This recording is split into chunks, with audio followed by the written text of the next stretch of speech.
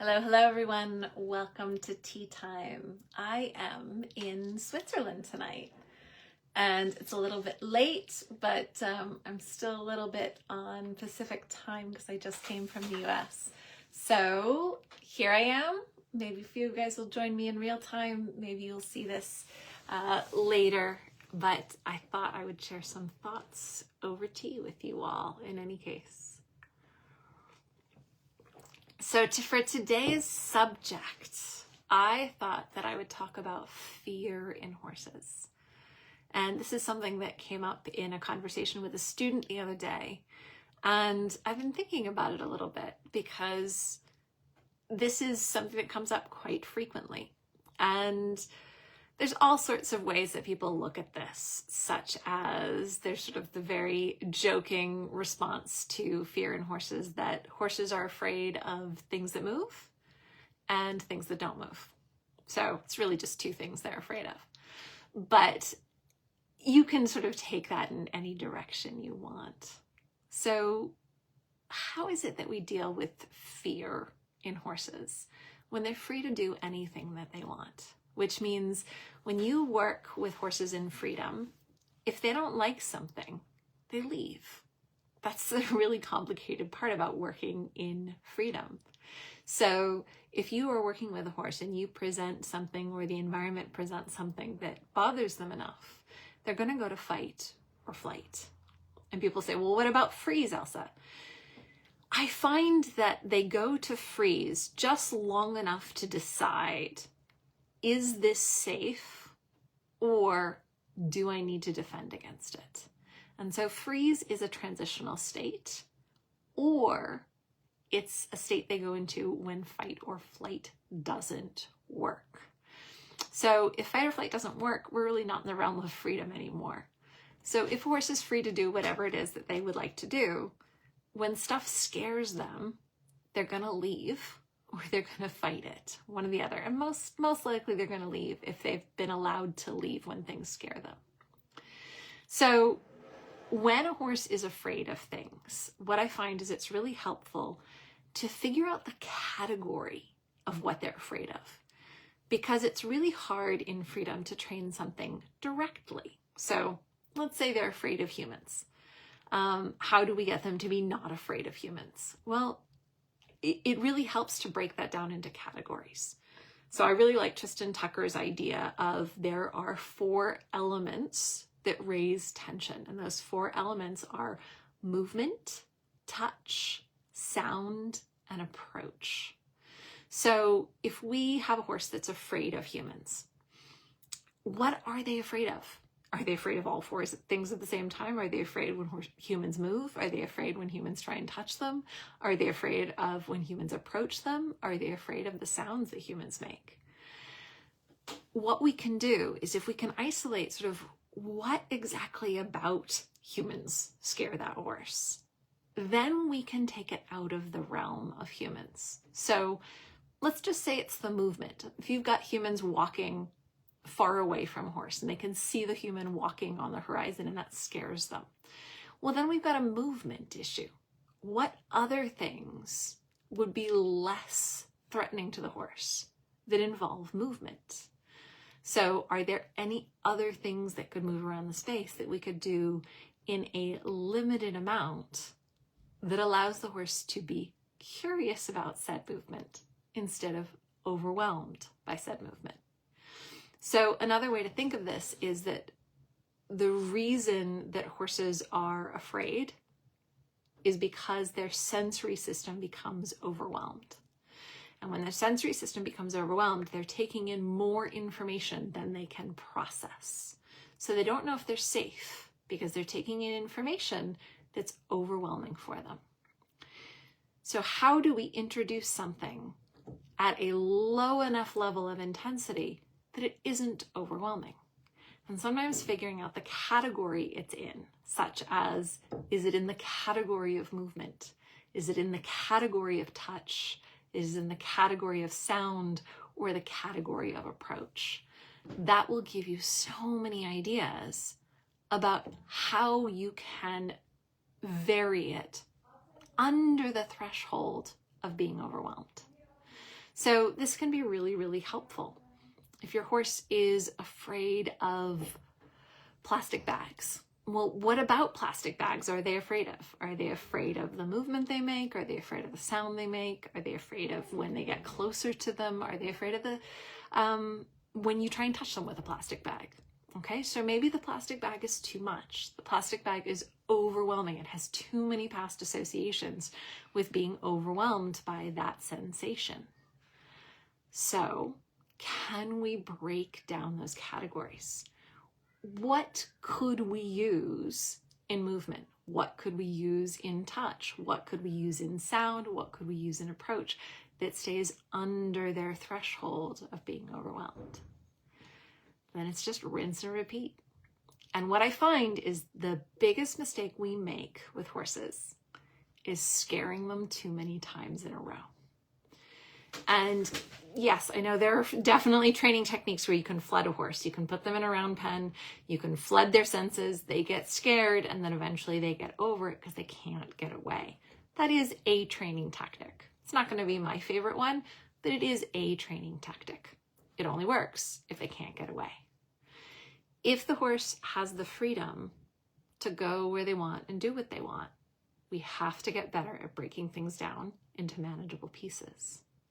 So I thought it might be really helpful for you guys to think about the categories of what might push them over the threshold of overwhelm. And then how do you break that down? So one of my favorites is approach. So approach is really interesting. A lot of horses that seem to have a problem with touch actually aren't that really bothered by touch. They're bothered by the hand coming towards them. And so what I find is that if we work on the hand or the body or something coming towards the horse and then retreating and then coming towards the horse and retreating, what you're going to find is that there's sort of a distance or an intensity level you can do that elicits zero reaction. And that's where you have to work, because what we're looking for is a response, not a reaction. And so if we walk towards the horse and then we pull away and we're 10 feet away, a horse length away, and we go towards and away and towards and away and towards and away, and they ignore you every time, what they're doing is they're choosing to neither overreact nor respond. That's where you got to work. Once they can respond to that distance, that intensity of approach, then we can think about going a little bit closer. But where people make mistakes is they say, well, my horse is fine at a horse length away. But then they overreact and panic and get really upset when I'm half a horse length away. Fine is never good enough. We're looking for curiosity, not fine. Fine means there's no response at all. Curiosity means they see something, they hear something, they smell something, they feel something, they taste something. I don't use taste that much, but their sensory system is involved. So if you're working on approach, what do you need to do? How many repetitions do you need to do? What kind of intensity do you need to use so that you can approach, get a sensory response that's positive for the horse, and then rest so they can remember it. Then repeat. If you get enough repetitions, you can up the intensity or up the speed or up the closeness. You can up something about it so it gets more intense.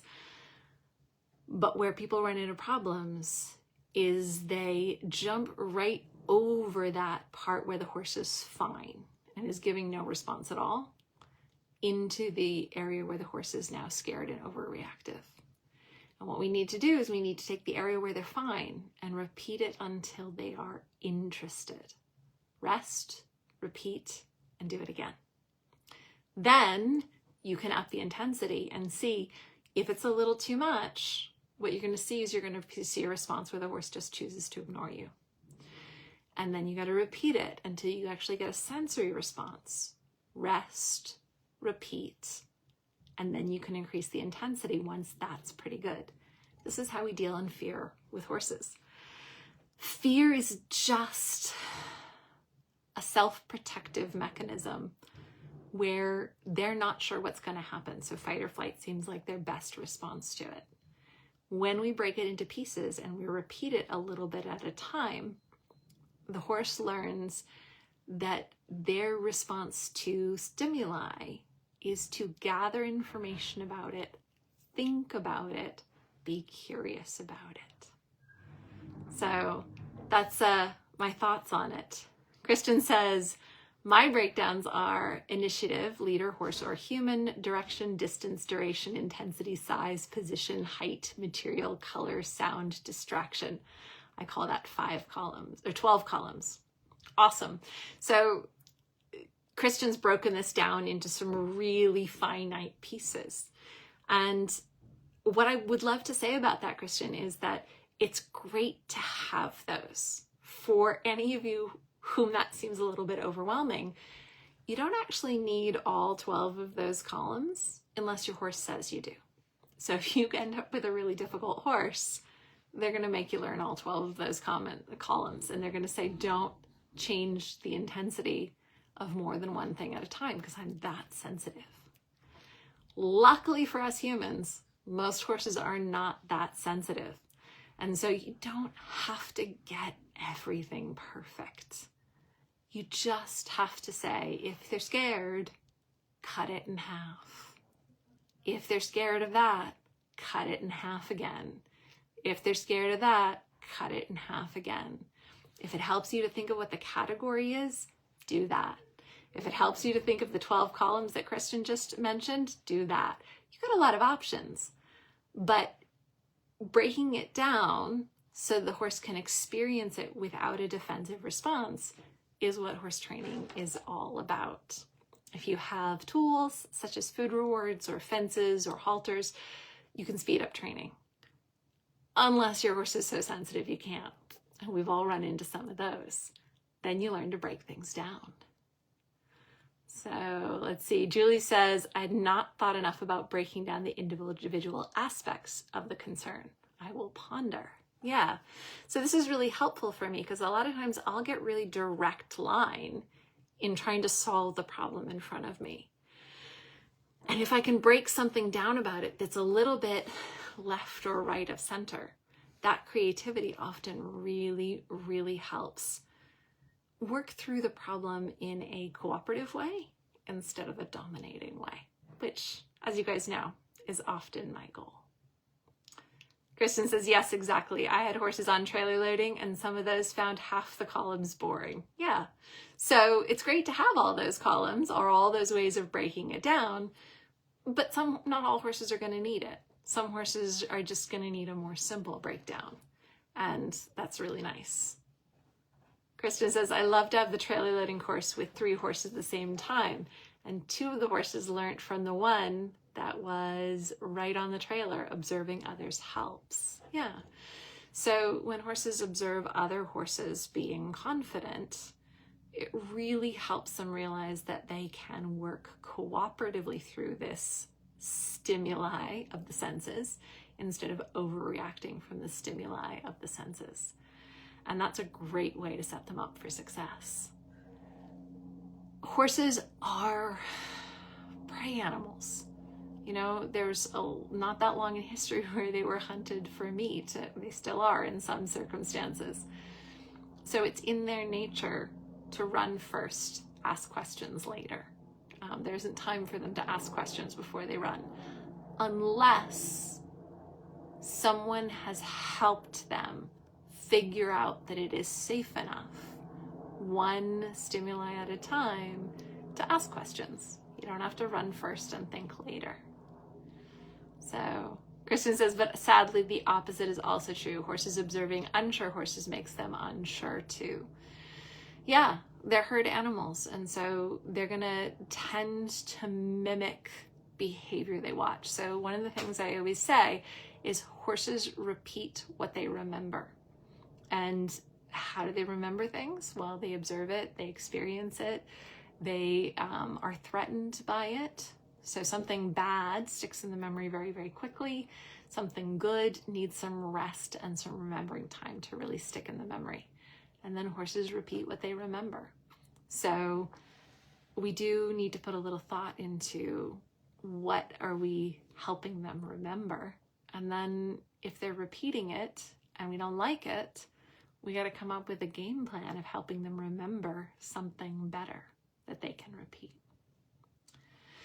So those are my thoughts today on fear in horses. It's going to be a little bit different with every horse, of course, but I find that that is our biggest problem as humans when we want to have a relationship with horses, is they're afraid of something. And when they're afraid, you know, because you see fight or flight. Or if fight or flight are not working for them, you may see an excess amount of freeze.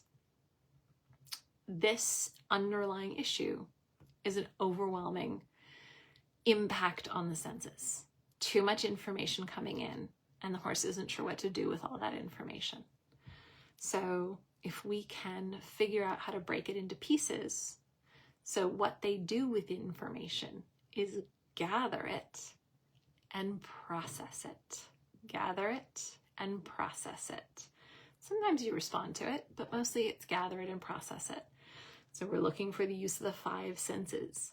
Then we're looking for the horse to have a moment to process the information they gathered.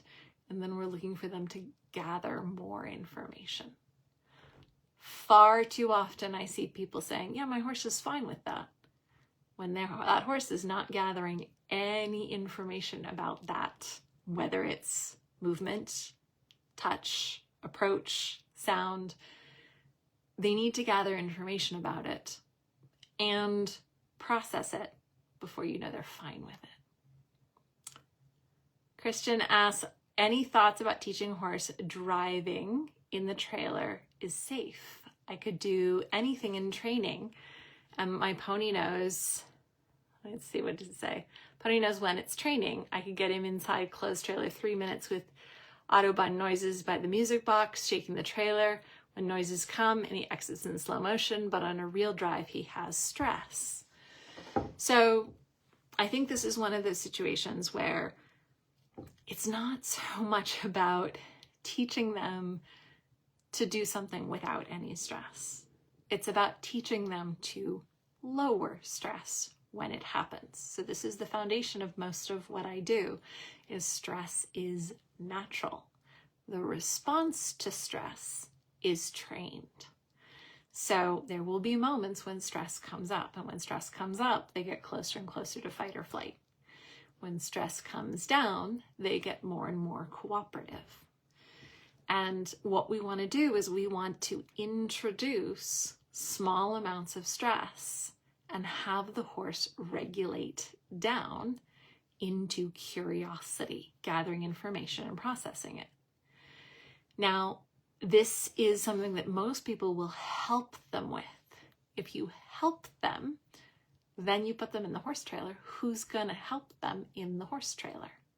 So this is where we talk about self-regulation, which is a memory of co-regulation. So let me give you an example. Your horse's stress comes up, and you know this because the muscles in their neck tighten up. Their eyes get really hard, their ears get really pricked, and you know the next thing that's going to happen is they're going to start moving away. They're going to start pushing or pulling. If you could pet their neck and help them change focus and think about something different, their stress will come back down. So that's co-regulation. If you do that enough times, they get in that situation, and maybe you don't pet their neck. You just wait. You just stand next to them and do nothing. But they remember all the other times you helped them change focus. And then they change focus all on their own. And they realize they can lower their stress without you petting their neck. They could do it just because they've practiced it 100 times before. This is self-regulation.